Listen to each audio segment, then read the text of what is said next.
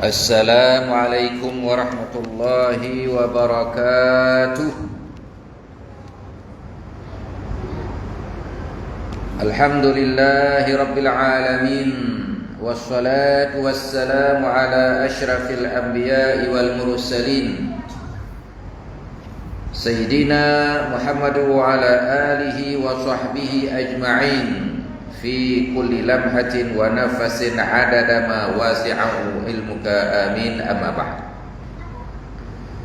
Pertama-tamanya dan selama-lamanya marilah kita merafakkan kesyukuran kepada Allah Subhanahu wa taala kerana pada malam ini sama-sama kita dapat bertemu kembali di dalam kuliah bulanan kita, di mana kita kembali ke dalam tajuk perbincangan kita mengenai tazkiratul maut, peringatan terhadap kematian, dan juga persoalan-persoalan mengenai kematian. Maka pada malam ini kita nak tahu bagaimana pahala doa, bacaan Al-Quran, tahlil dan sedekah kita kepada orang mati, iaitu kepada arwah. Yang tuan-tuan buat, adakah betul tak betul? Dah buat sekian lama tapi ditinggalkan kerana diragu-ragukan oleh sebagian orang yang tidak bertanggungjawab. Maka dengar kembali dalilnya, dan yang sudah diragukan baca kembali.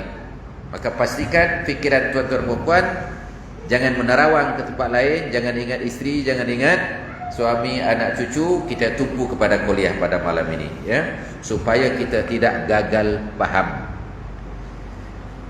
Allah Subhanahu wa taala berfirman, a'udzubillahi minasyaitonir rajim. Wa anna laysa lil insani illa ma sa'a. Dan tidaklah bagi seorang kecuali apa yang telah dia kerjakan. Surah An-Najm ayat yang ke-39. Dan Nabi SAW bersabda, idza mata ibnu Adam inqata amalu illa min salasin, shadaqatin jariyah aw ilmin yuntafa'u bih aw walidin salihin yad'ulah. Yang bermaksud apabila anak Adam mati, maka putuslah segala amal perbuatannya kecuali 3 perkara: sedekah jariah, ilmu yang bermanfaat, dan anak yang soleh yang sentiasa mendoakan kepadanya. Itu dia. Kita mulakan dengan apa? Dengan ayat dan juga hadis Nabi, dan kita balik kepada soalan, apakah doa, bacaan Al-Quran, tahlil, sedekah akan sampai kepada orang mati ataupun tidak, ya? Maka untuk menjawab akan persoalan ini, para ulama mengatakan bahawa golongan orang yang berpendapat tidak sampai pahala kepada si mati hanya memahami dalil yang zahir yang saya bacakan tadi, ya, tanpa mengaitkannya dengan dalil-dalil yang lain.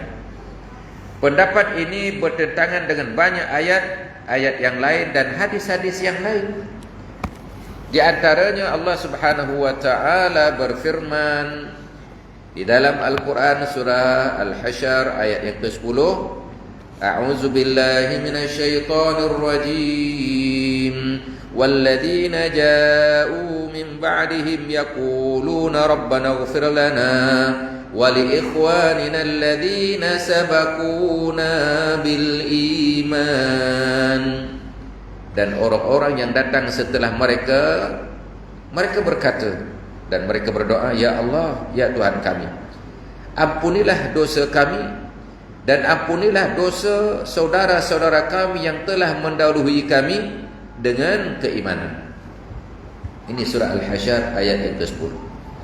Maka ayat ini menunjukkan bahawa hubungan orang mukmin dengan orang mukmin yang lain tidak putus daripada dunia ini sampailah hari akhirat. Tidak putus, ya? Itu dia sebagai dalil yang pertama. Dalil yang kedua, wastaghfir li dzambika walil mu'minina wal mu'minat. Dan mintalah engkau wahai Muhammad supaya diberikan istighfar, pengampunan dosa terhadapmu dan dosa-dosa orang mukmin dan orang mukminat. Tengok. Maknanya arahan Allah diminta supaya Nabi berdoa kepada dirinya, berdoa kepada orang mukminin, berdoa kepada orang mukminat. Ini surah Muhammad ayat yang ke-19. Dalil yang ketiga, sabda Nabi sallallahu alaihi wasallam, sa'ala rajulun an-nabiy sallallahu alaihi wasallam faqala ya Rasulullah inna ummi matat yanfa'uha in sadaqtu anha, qala na'am. Tanya sahabat ini, ya, seorang lelaki bertanya kepada Nabi sallallahu alaihi wasallam, ya Rasulullah, sesungguhnya ibuku telah meninggal dunia, mak saya telah pun meninggal dunia. Apakah ada gunanya bagi saya sekiranya saya bersedekah untuknya? Rasulullah SAW menjawab, ya, berguna untuk ibumu. Riwayat Imam Abu Dawud. Itulah tuan-tuan. Maka setiap hari kita bersedekah, masuk tabung masjid, niat ini sedekah saya supaya mengalir pahala kepada ibu saya. Tuan-tuan dapat pahala 10 kali ganda, ibu tuan-tuan pun dapat pahala. Dan ini qiyas. Sekarang musim haji, siapa yang telah menunaikan ibadah haji untuk dirinya, kemudian membadalkan haji kepada orang lain, orang yang buat badal itu dapat 10 kali ganda, dan dapat pahala pula orang yang dibadalkan. Hebat tak hebat? Sebab apa? Dia menolong orang lain, apalagi ibunya. Maka dalam bab sedekah pun macam itu, dalam bab doa macam itu, dalam bab baca Quran macam itu, dalam bab tahlil macam itu. Itu dia. Seterusnya, sedekah dan doa anak untuk ibu bapanya yang sudah meninggal dunia, bagaimana? Sampai ataupun tidak? Jawabnya, sampai dengan ijma'. Ijma' maknanya sepakat para ulama, tidak ada khilaf. Doa anak seperti mana hadis kita bacakan tadi, ya. Maka perbahasan ayat, kita nak baca ayat ini, perbahasan para ulama, ya, mengenai ayat yang ke-39 daripada ayat surah An-Najm yang kita bacakan tadi, wa anna laisa lil insani illa ma sa'a, dan tidaklah bagi seseorang kecuali apa yang telah dia usahakan. Apa perbahasan ayat ini? Apa yang dipahami dan ditafsirkan oleh mufassir ataupun oleh ulama terhadap ayat ini, ya. Boleh juga dipahami secara umum yang menjadi hak seseorang adalah apa yang dikerjakan, agar seseorang tidak menyandarkan kepada perbuatan orang lain. Memang boleh. Tuan-tuan mempunyai handphone sendiri umpamanya, ya? Hak tuan-tuan untuk top up sebab handphone sendiri, betul? Tapi boleh tak anak tuan-tuan top up pada handphone tuan-tuan? Nak mudah faham. Boleh kan? Tuan-tuan ada di tengah gunung, tak ada kedai top up. Boleh tak? Ada ni 50 sen lagi, call kawan tolong top up pada saya ni, ada 50 sen saya lagi. Boleh tak? Boleh. Kan mudah faham. Saya nak tuan-tuan mudah faham. Boleh orang lain top up.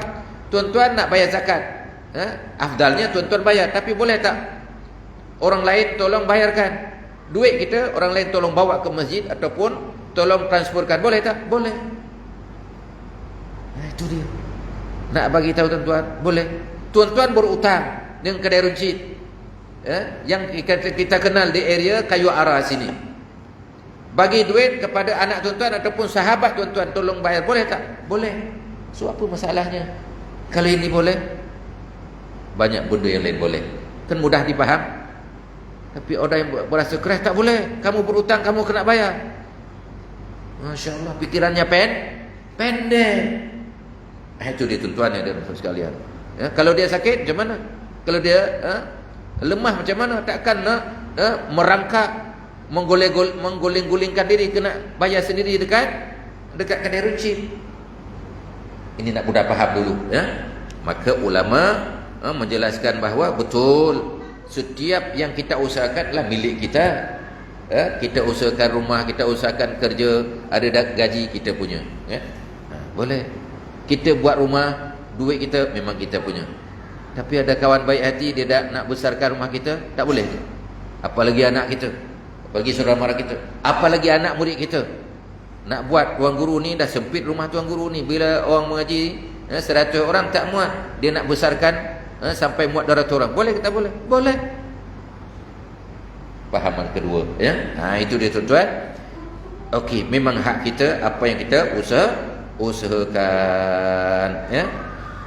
Walau bagaimanapun, ini tidak bermaksud menghilangkan perbuatan seseorang untuk orang lain.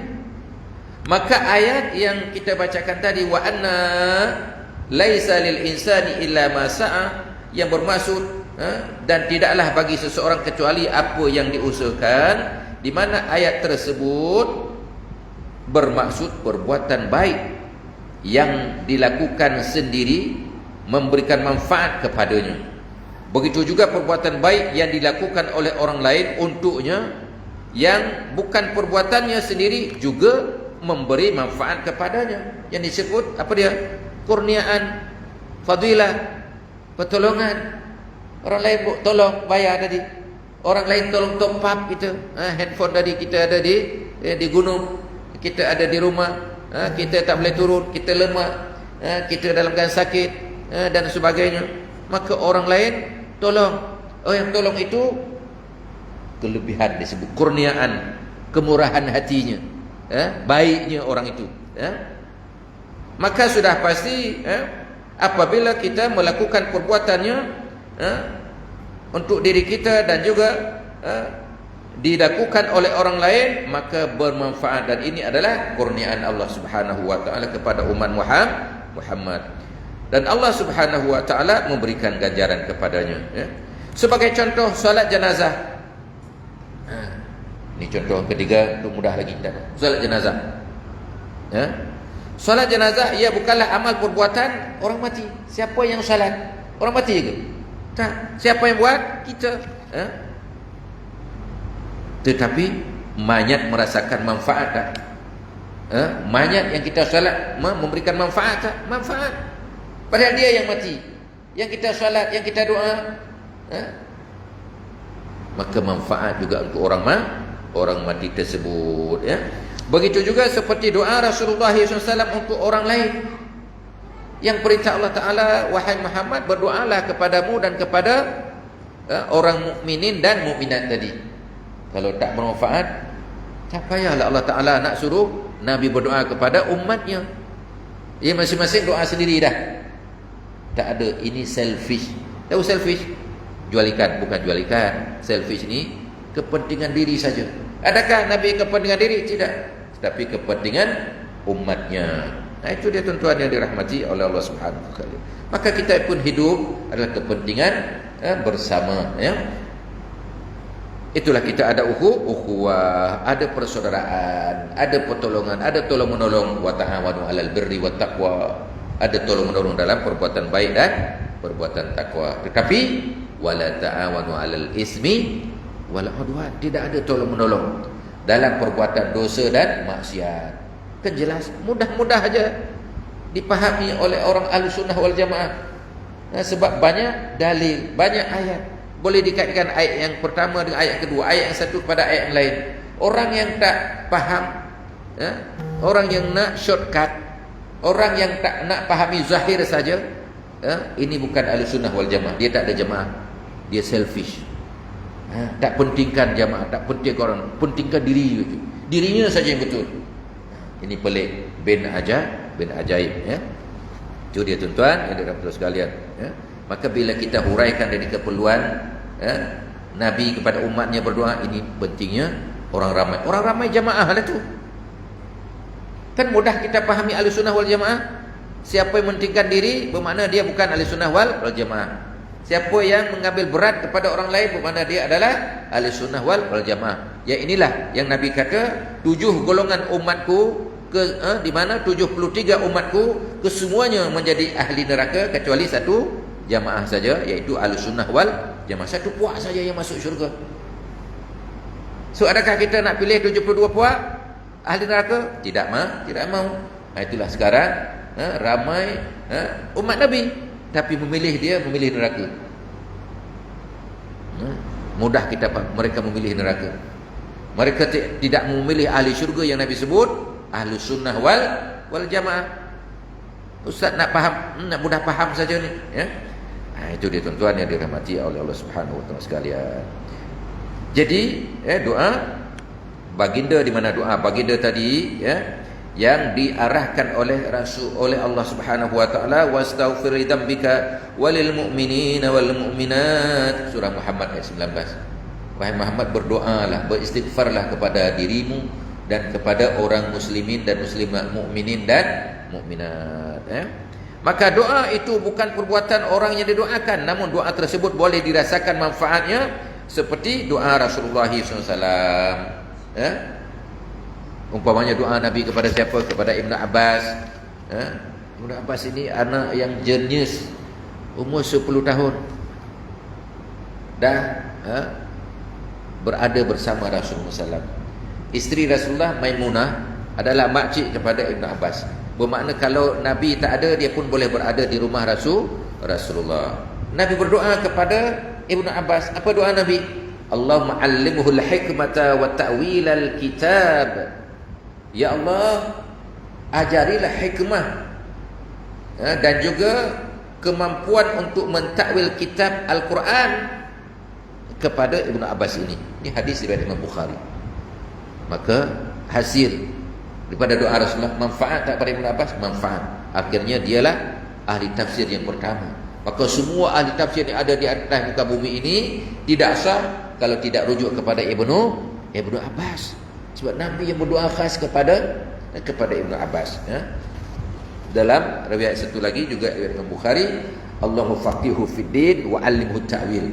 Ya Allah, berilah kepadanya orang yang memahami ilmu fiqh ataupun dalam memahami seluruh beluk agama, Allah faqihu fid din wa 'allimhu ta'wil, dan berilah kepahaman kepadanya untuk menafsirkan.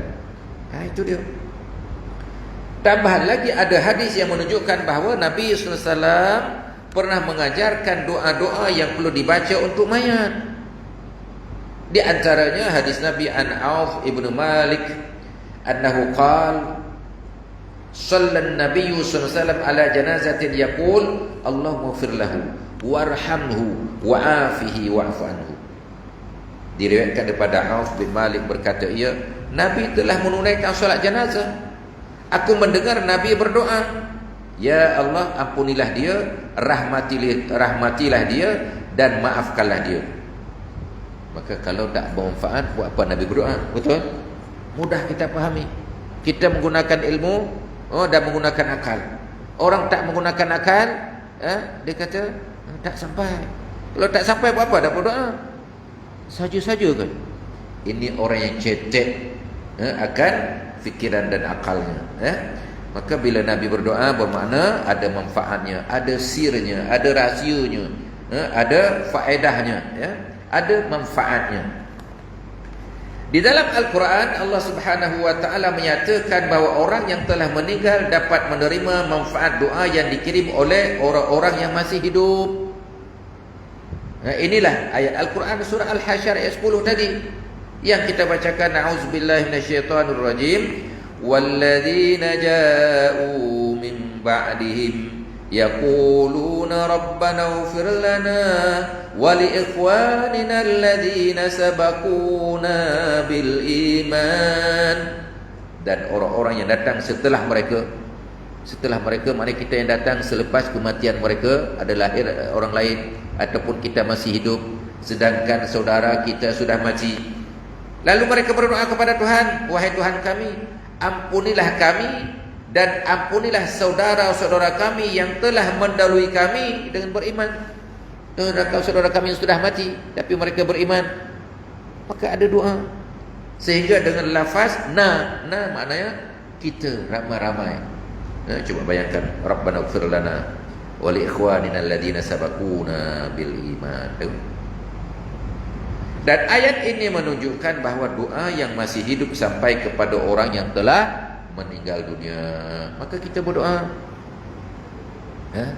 kita berdoa kepada orang yang sudah meninggal. Di dalam tafsir At-Tabari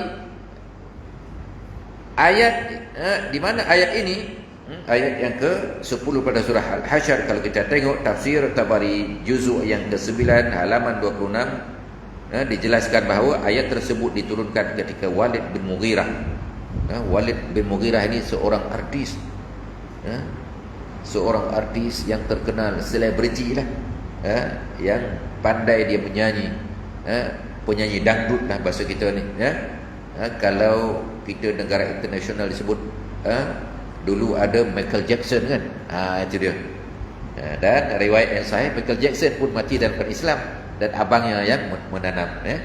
Okey, jadi Al-Walid bin Mughirah ni, selepas dia masuk Islam, diejek oleh kawannya, diejek oleh orang musyrikin. Turunlah ayat ini, itu asbabun nuzul, Dan orang-orang musyrik tadi berkata, kalau engkau kembali kepada agama kami dan memberi wang kepada kami, kami yang menanggung siksaanmu di akhirat. Tengok beraninya orang musyrik, mampu nak menanggung azab akhirat. Di dunia pun tak mampu, di dunia sakit pun nak sembuhkan tak mampu kan. Ni bagi ubat, suntik sana suntik sini sebagai usaha saja kan. Tapi nak hidupkan dia supaya tak hilang nyawa boleh? Tak mampu. Lagilah nak menanggung azab hari akhirat. Itu dia tuan-tuan. Coba kalau mampu nak menanggung hari akhirat, orang yang dipijak oleh kereta, yang dah penyek umpamanya, cuba hidupkan balik. Tak mampu. Yang kecil macam tu, kadang kena motor je ataupun kancil je pun tak mampu nak menghidupkan orang yang dah mati, yang dah penyek. Betul? Tak payah orang lah, yang kecil je, semut ataupun lipas yang dah kita penyek, cuba hidupkan balik. Tak mampu kan? Kalau tak mampu, jangan takabur, jangan sombong. Itu dia sebagai template kan kepada orang-orang yang musyrikin, Allah Subhanahu wa taala menurunkan ayat ini menunjukkan bahawa seorang tidak boleh menanggung dosa orang lain. Bagi seseorang apa yang telah dikerjakan bukan berarti menghilangkan pekerjaan seorang untuk orang lain. Di mana dalam surah yang kita bacakan tadi, iaitu surah An-Najm ayat 39, Imam Tabari juga menafsirkan bahawa Allah menurunkan ayat ini menunjukkan bahawa seseorang tidak menanggung dosa orang lain bagi seseorang apa yang telah dikerjakan. Dan ini kena gunakan akal, bukan berarti menghilangkan pekerjaan seseorang untuk orang lain. Seperti kita berdoa kepada orang mati, kita berdoa kepada orang yang sakit, kita berdoa orang yang berhajat, kita berdoa kepada anak kita yang ambil pemeriksaan dan sebagainya, kita berdoa ketika kita naik kenderaan. Semuanya manfaat, itu dia. Di dalam tafsir At-Tabari juga dijelaskan daripada sahabat Ibnu Abbas tadi, yang pakar tafsir, bahawa ayat tersebut telah dimansuh dan digantikan hukumnya. Tengok Ibnu Katsir, dalam tafsir At-Tabari, di mana Ibnu Abbas tadi yang pakar tafsir, di mana ayat yang kita bacakan tadi, wa anna laisa lil insani illa ma sa'a, dan tidaklah bagi seorang kecuali apa yang telah diusahakan. Ayat ini sudah dimansuh, bacaan sudah dimansuh, akan mansuh ini apa? Sudah dibatal tetapi diganti dengan ayat yang lain. Itu dia. Sebab dalam Al-Quran ada nasikh, ada mansuh. Seseorang itu dapat mengetahui akan tafsir Al-Quran, paling kurang dia ada 15 ilmu. 15 ilmu nak tahu tafsir Quran ni. Bukan ambil Quran terjemahan, kemudian baca terjemahan, dia dah jadi ahli tafsir. Bukan. Dia kena ada 15 ilmu. Di antaranya dia kena ada ilmu, yang pertama ilmu bahasa Arab. Yang kedua dia kena ada ilmu nahwu. Yang ketiga dia kena pandai ilmu saraf. Yang keempat dia kena pandai ilmu bayan. Yang kelima dia kena tahu ilmu ma'ani. Yang keenam dia kena tahu ilmu arud. Yang ketujuh dia kena tahu ilmu nasikh dan mansukh ini. Mana ayat yang sudah dibatalkan tetapi dibawa ayat yang lebih baik, yang lebih jelas. Kemudian dia kena tahu asbabun nuzul, sebab-sebab turun macam cerita ni. Kemudian dia kena tahu ilmu usul. Usul ini adalah ilmu tentang asal usul ayat tersebut dan hukum hakam yang keluar daripada kaedah usul tersebut. Itu dia ada kaedahnya. Umpamanya kaedah Imam Syafi'i, ma la yatimul wajib illa bi fawal wajib, maka kena ikut peraturan tersebut, ya. Kemudian dia kena ada ilmu aqaid. Aqaid ada ilmu aqidah. Jangan ditafsir ikut zahir kepala otak dia, menyebabkan dia takut ada ayat-ayat mutasyabih, dia dah menafsirkan di mana Tuhan menyerupai makhluk. Bahaya. Itulah yang timbul sekarang ini, orang baca terjemahan yang menyebabkan khilaf yang berpanjangan, yang mereka meluruskan, seumpama meluruskan ekor kucing, ya. Kita cakap tafsir macam ni, dia kata tidak, ini ayat macam ni, Ar-Rahman ala arsy istawa.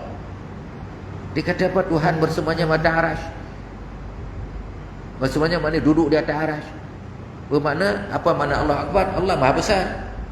Bermakna arasy yang kekal lebih besar, kan? Sebab arasy masih besar. Allah duduk macam saya duduk atas kursi. Kursi besar ke kursi kecil? Mana besar saya dengan kursi? Kursi lebih besar, kan, daripada saya. Bermakna dia dah menyerupai Allah Ta'ala.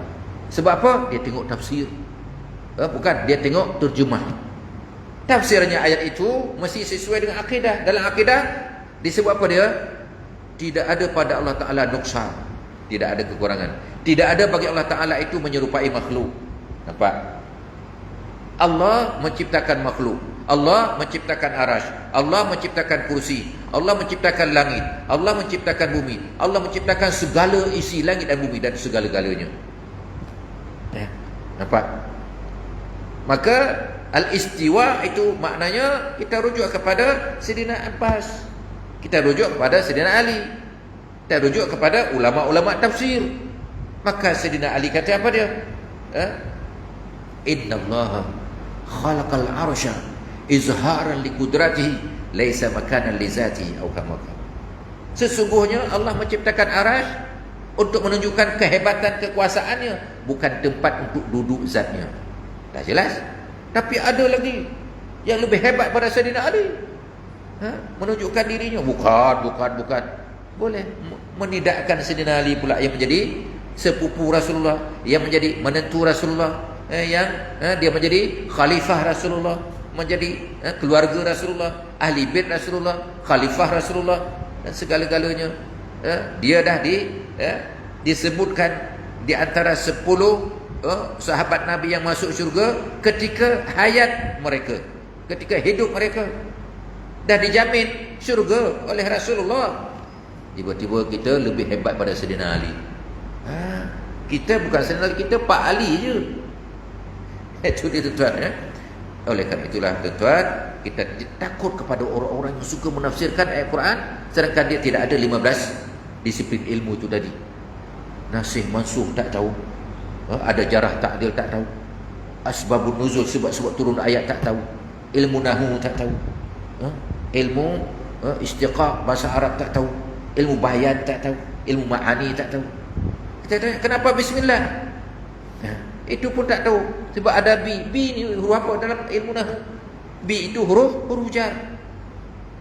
Dan ada kawan lagi huruf jar itu ada semuanya 19. Ada bi itu ba, ada min, ba, min. Pada ini orang Sidogiri ni. Ba min ila fi an wa kasab ba kasab ta kasab lam ruba wa ruba ala kaf mud mundu hatta hasya ada khala. 19 tepat. Kalau 19 ini huruf masuk, maka isim kalimat selepas itu adalah baris bawah.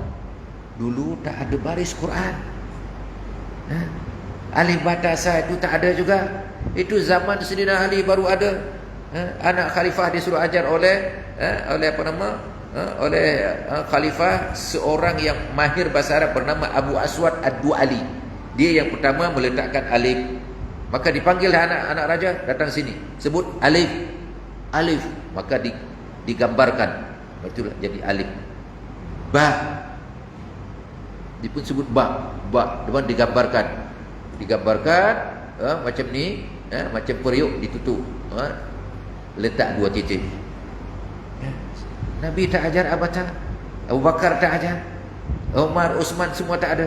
Zaman Sayyidina Ali disuruh oleh seorang anak khalifah, anak raja ketika itu, nak suruh ajar anaknya. Itu dia tuan. Bermakna orang belajar abata nak sebut apa? Bid'ah juga.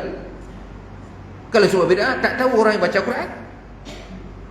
Kan di situ luasnya pemikiran ulama Ahlussunnah wal Jamaah. Itu dia tuan. Ini kadang-kadang hari ini sikit-sikit bid'ah. Jadi ilmu nahwu bid'ah juga. Orang belajar abata bid'ah juga. So dia macam mana nak pelajari Quran ini? Macam mana nak belajar hadis kalau dia tak kenal abata? Betul? Itu dia. Patut dia buka sikit minda dia, diluaskan fikiran dia. Itu dia tuan-tuan. Jadi ilmu tafsir ini ada ilmu disiplinnya, caranya untuk mengetahui Al-Quran. Ada 17. Ada ilmu aqaid tadi, ada ilmu nasih mansukh, ada ilmu disebut ilmu wahbah. Wahbah ini ilmu ilham daripada Allah Taala, ilmu pemberian Allah Taala. Seumpama Imam Bukhari, macam mana dia menulis hadis? Dia bukan ahli bait Nabi, dia bukan orang Mekah, dia bukan orang Madinah, dia orang Uzbekistan. Tapi Allah ilham menjaga hadis itu siapa? Imam Bukhari. Bukan ahli bait Nabi, tak ada silsilah keturunan Nabi, dia tak ada. Tapi Allah anugerahkan. Itulah disebut apa? Orang yang bertakwa kepada Allah Ta'ala tak pilih bulu. Bukan di keturunan Nabi, keturunan ulama, tak. Tetapi siapa yang dikehendaki oleh Allah Ta'ala, dia berusaha, dia beriman, kan? Oleh kerana itulah Allah berfirman, inna akramakum indallahi atqakum. Orang yang paling mulia di sisi Allah, orang yang paling bertakwa. Bukan keturunan, bukan nasab. Walaupun nasab Nabi, ahli bait Nabi, kita kena muliakan, kena dekat dengan Nabi. Itu perintah Allah dalam Al-Quran. Tak boleh kita menghina ahli bait Nabi. Namun kita nak sebut sejarah semua ahli hadis ini, Bukhari, Muslim, At-Tirmizi, Imam An-Nasai, Abu Daud, At-Tirmizi, semua orang-orang luar, bukan orang Madinah. Sekarang orang kata kita mengaji Madinah ni semua jadi real Ahlussunnah. Padahal daripada Ahlussunnah daripada Madinah pula yang dia tentang sunnah. Itu dia tuan. Lahir di Mekah tentang sunnah. Abu Lahab lahir di mana? Di Mekah. Ditolong Nabi? Tak. Maka Allah cerca dia. Tabbat yada Abi Lahabi watab. Tak cukup dia. Siapa lagi? Isterinya pun disebut dalam hujung ayat, wa mar'atuhu hammalatal hatab, dan isterinya yang membawa kayu api. Tengok. Dia ancam dengan neraka walaupun lahir di Mekah. Itu dia tuan-tuan dan puan sekalian. Walaupun memang kelebihan Mekah tak boleh dinafikan. Satu amalan kita buat di sana diganda kepada 100,000 kali ganda. Tapi ingat, buat dosa pun 100,000 kali ganda. Itu dia tuan-tuan, jangan lupa tu. Oleh kerana itu tuan-tuan dan puan sekalian, inilah dia, kita kena fahami ayat Quran melalui ilmu-ilmu yang benar yang telah diberi isyarat oleh Nabi kepada sahabat kepada tabi'in, tabi'in. Itu dia. Maka itulah Nabi kata, khairul quruni qarni, sebaik kurun saya. Summa yalinahum, kemudian selepas mereka itu sahabat. Summa yalinahum, kemudian tabi'in. Maka imam apa? Imam Bukhari, Imam Syafi'i, Imam Hanafi, Imam Hanbali, semua itu tabi'in. Maka dia adalah di kalangan isyarat Nabi, orang yang paling baik, kurun yang paling baik. Itulah ikutan kita. Apa susahnya? Tiba-tiba ada orang yang lahir baru tahun 990, tahun 1900 sekian lah. Tiba-tiba dia kata dirinya pula salafus salih. Dia dirinya pula lebih faham Quran, masya-Allah. Ini kesilapan manusia pada hari ini, ya.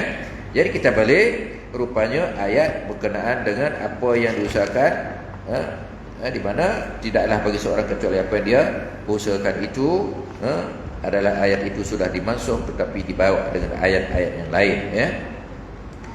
Itu dia.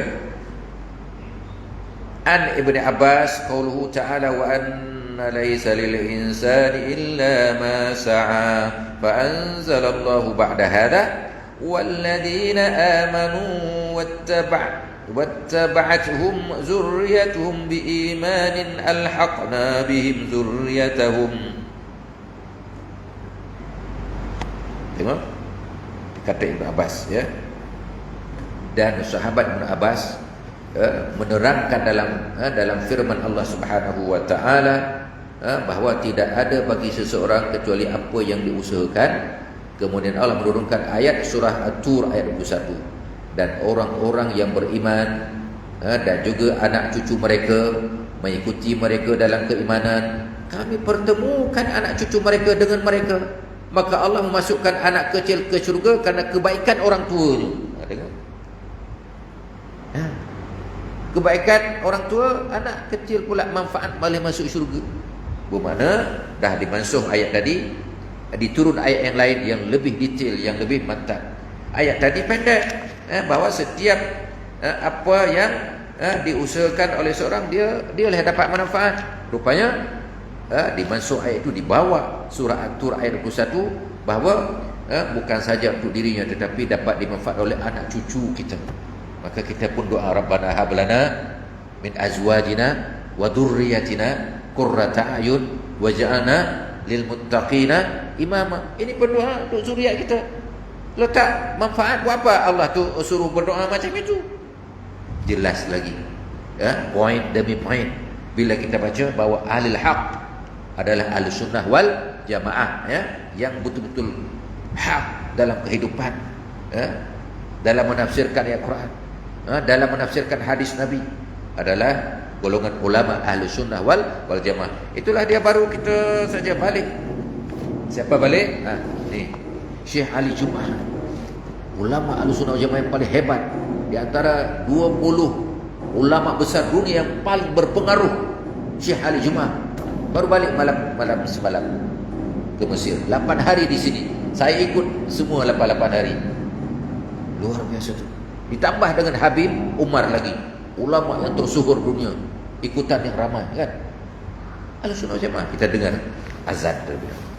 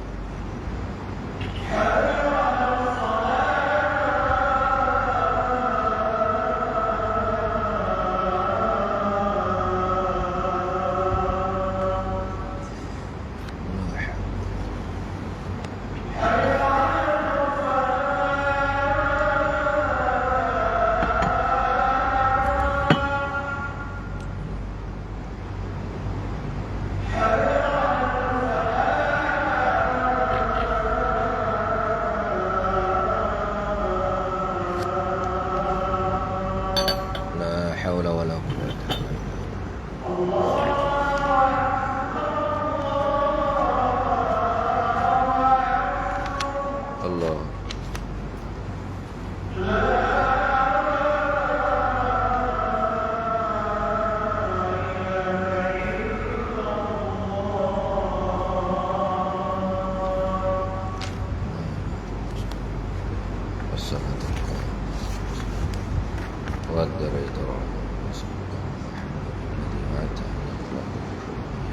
Ada. Kita balik sikit lagi.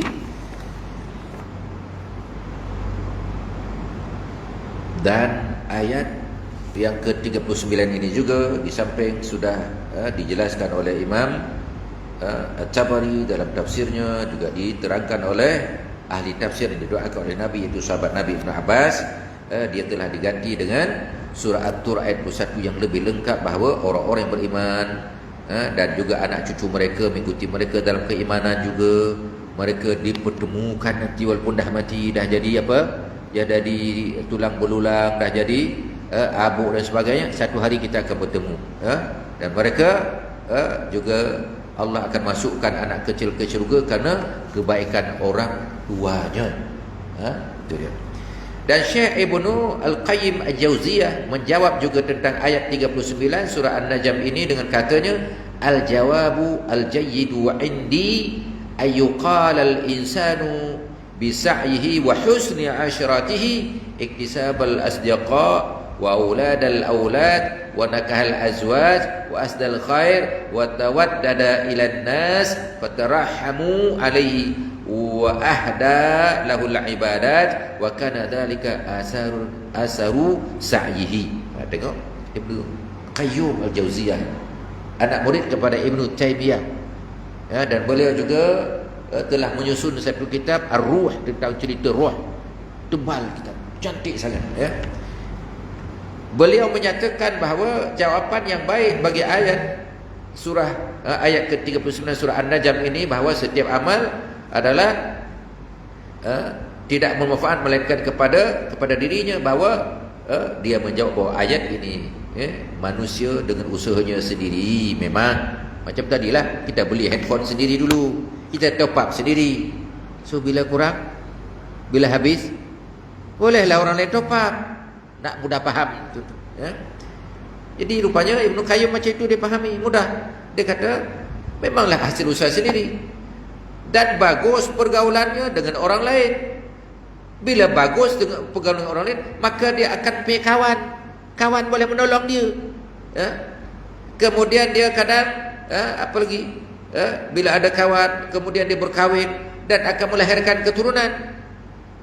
Bila dia kahwin dengan perempuan, lahir keturunan. Lalu ada orang baik-baik, berbuat kebaikan, menyayangi orang lain. Sebab itulah maka mereka juga mengasihinya dan menghadiahkan pahala ibadah kepadanya ketika dia meninggal dunia. Maka itu semua adalah kesan daripada usaha yang baik ketika masih hidup. Kada orang baik, anak yang baik, maka dia suka berdoa. Sahabat yang baik, maka dia ingat kita tak ada, di berdoa Allahullahu warahmu. Sahabat yang baik, bila kita call, dia bukan tolong. Kalau tak baik, saya tak ada duit lah, tak ada, siapa kamu? Kan satu kelas dulu masa sekolah menengah. Oh ya, kamu ada di Malaysia, di Bukit, ya. Okey, saya top up sekarang. Sebab kawan baik. Itulah perlu kawan baik, dan kawan baik pasti akan menolong, itulah disebut orang mukminin, mukminat dan sebagainya, Dan dalam hadis perbahasannya di mana hadis yang dibacakan, idza mata ibnu adam inqata amal illa min salasin, sadaqatin jariyah wa lam yuntafu bi awwalin salihin yar'ulah. Apabila anak Adam mati, putus segala hubungan kecuali 3, iaitu sedekah jariah, ilmu yang manfaat, dan anak yang soleh mendoakan dia. Di mana hadis ini bermaksud apabila seseorang meninggal dunia, segala amalannya terputus kecuali 3 perkara disebut dalam hadis ini, di mana 3 perkara tersebut adalah hasil daripada usahanya. Mana usaha banyak sendiri. Adapun amalan-amalan orang yang hidup sentiasa berkekalan, oleh itu tidak ada larangan orang yang masih hidup dan beramal lalu menghadiahkan pahala amalannya kepada orang yang telah meninggal dunia. Dan Imam As-Sayuti, di ulama hadis yang terakhir, selepas ulama-ulama hebat, last kali akhir dunia ini, yang menghafal 100,000 hadis, 200,000 hadis, tak ada orang yang sampai boleh menghafal sedemikian melainkan Imam Sayuti. Ini last. Sekarang tak ada di dunia yang hidup sekarang, tak ada yang menghafal 100,000 hadis, tak ada, Ini yang last. Imam Sayuti menyebutkan dalam nazamnya sejumlah amalan yang pahalanya sampai kepada seseorang selepas kematiannya. Apa dia kata? Idza mata ibnu adam laisa yajri alaihi min khisalin ghairu ashri ulumun basaha wa du'an najlin wa gharsun nakhli wasadaqatu tajri wa rasatu wa wirasatu mashafin wa ribatu saghrin wa hufrul bi'ri aw ijra'u nahri wa baitun lil gharibi banahu ya'wi ilaihi aw bina'u mahalli dhikri wa ta'limul Qur'an karim fakhuzha min ahadisin bihasri.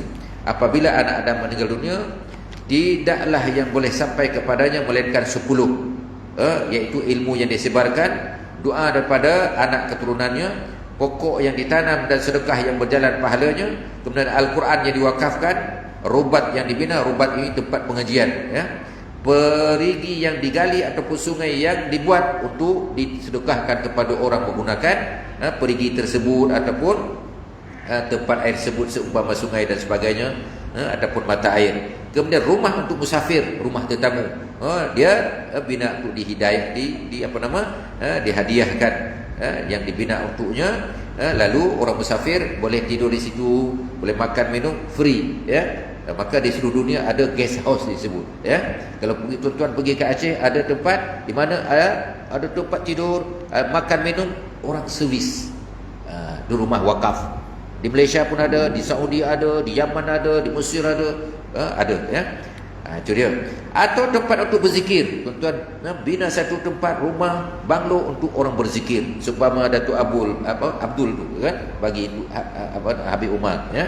Kemudian mengajar Al-Quran yang mulia. Mengajar Quran yang mengajar, cikgu-cikgu, ustazah-ustazah yang mengajar anak tuan-tuan Quran, maka carilah dalil-dalilnya dan hadis-hadis yang begitu banyak dan bersungguh-sungguh tentang 10 perkara ini akan menolong kita bila kita mati nanti, insya-Allah. Dan dalil lain sampainya pahala kepada mayat banyak sangat. Saya bawa kitab yang tebal, siri akan datang, kita akan sambung, insya-Allah. Sama-samalah kita hadiahkan Al-Fatihah kepada imam-imam kita dah meninggal dunia, ya, yang mana mereka juga memerlukan doa kita, seumpama Ustaz Ustaz Syamsari, Ustaz Hadi Usman dan sebagainya. Sama-sama kita hadiahkan akan Fatihah kepada mereka. Allahumma Fatihah. Iyyaka na'budu wa iyyaka nasta'in. Shiratal ladzina Bismillahirrahmanirrahim. Rabbana zidna warzuqna fahma walhikna bis-shalihin washfi maradana waghfir mautana. Allahumma a'inna ala dzikrika wa syukrika wa husni ibadatik. Wa sallallahu ala sayyidina Muhammad wa ala alihi wa sahbihi wasallam. Alhamdulillah alamin.